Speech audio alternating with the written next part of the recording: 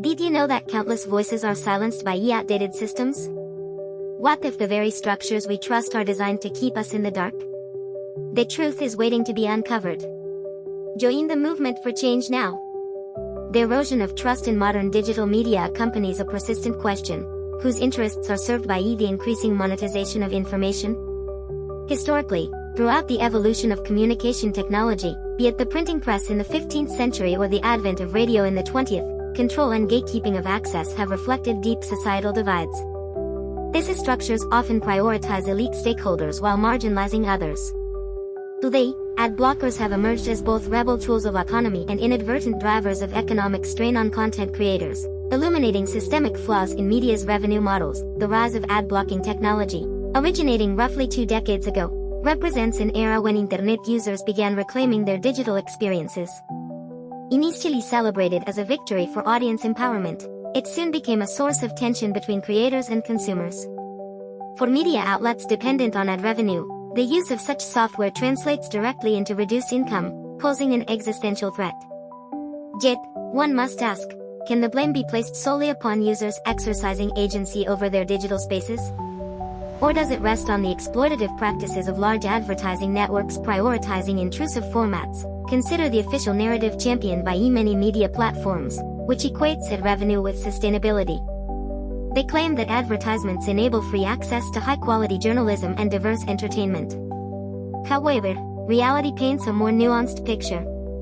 Studies reveal that nearly 3/4 of this revenue funnels toward conglomerates and not to journalists or smaller creators. Experts, such as Dr. Amelia Carver, a researcher in media economics, contend that the system perpetuates an imbalance where creators are overburdened by losses while advertisers and intermediaries flourish. By contrast, proponents of ad blocking argue that audiences are rebelling not against creators but against exploitative surveillance capitalism, which often underpins advertising algorithms. Paradoxically, the widespread adoption of these tools has thrust smaller outlets into a dilemma. Larger corporations with diversified income streams absorb these losses, but independent creators face dwindling funds amidst rising operational costs.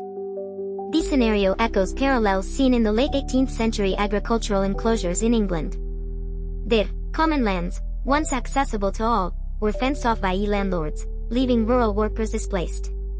Similarly, one wonders, who benefits when the digital commons of free information is jeopardized?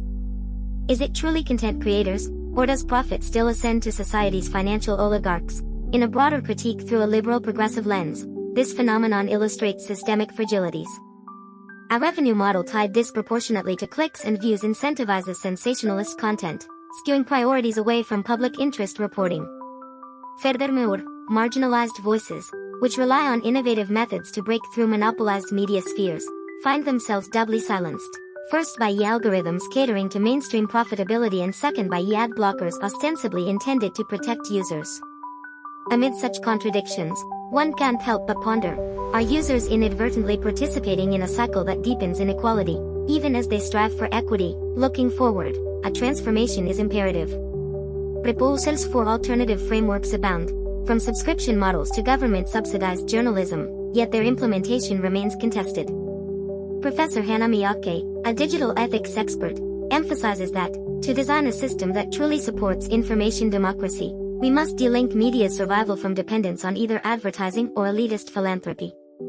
Her vision aligns with decentralized funding, a framework where micro-contributions via blockchain or public trust funds could sustain diverse creators. Ultimately, the clash between ad blockers and revenue networks exemplifies recurring tensions between individual freedoms and collective responsibilities. The choice presented to readers today is stark: support content creators through traditional advertisements or risk eroding their capacity for delivering value.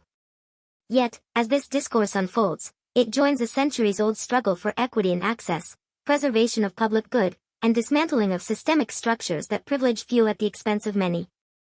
In my view, the systemic injustices perpetuated by the elite are strikingly evident in the way marginalized communities are often silenced and overlooked.